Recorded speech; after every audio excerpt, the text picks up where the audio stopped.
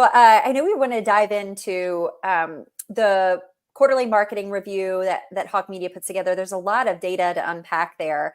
Rick, do you want to start us off and kind of where we hit this arc in the journey of what's happening in the current landscape? Yeah, I mean, look, there have been a lot of trends in the market over from when we're looking at like 2022, 2023, 2024. And I think in the pandemic, I mean, obviously marketing, there have been a lot of changes from Meta and Facebook. A lot of people pulled back.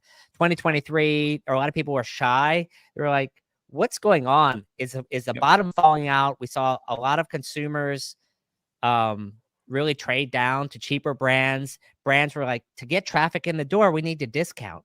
Definitely, almost everyone in the market couldn't get people in the door unless they were discounting. And as a result, that hit gross margins.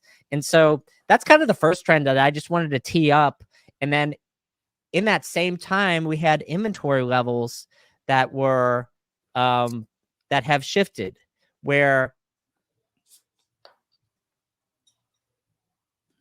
No, I think Rick might have froze a little bit, but you know, we're talking about the inventory levels.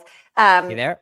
Yeah, we were talking about picking up, on the inventory levels, and we had situations where people couldn't keep inventory in, right? There's all the supply chain issues. Now we got over inventoried, and then had to discount, and so now we're in this state of people are wanting to make sure they don't run into another out of stock situation, but manage it.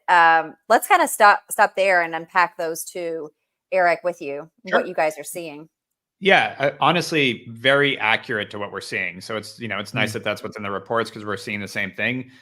What happened was in COVID, we had a bunch of supply chain freezes, which caused products that were paid for and manufactured not getting to their resellers and to their actual brands. And so then all of that dumped in when things opened up. They then were overstocked. So as Rick said, they started discounting and trying to get that product out, which caused a trend of discounting. So then the consumer got used to discounting. And so then everyone had to, not everyone, but a lot of people felt the need to discount, which then did help clear that inventory. But everyone was afraid to order more supply because they had the recent pain of having too much supply. And now we're seeing the exact same thing where we have a ton of people that are like out of stock in their best selling items because they got afraid to order more items because they got so much overstock before. So, people work, there's a sort of recency bias, and like people work with what's right in front of them a lot of the time. There's too much to take in. And so people didn't order. So now we're seeing exactly that. And I think, as you said, that's affecting the gross margins and profitability. That's affected the turnover.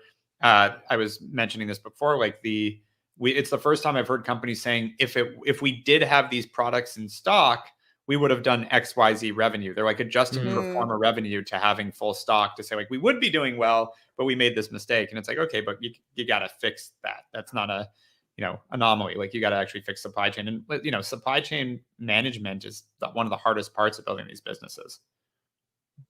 That makes sense. And I think you have these retailers that are trying to right size their inventory. They're trying to right size their businesses at the same time. And it's almost like we have this whiplash effect where they're like either just like too much or too little.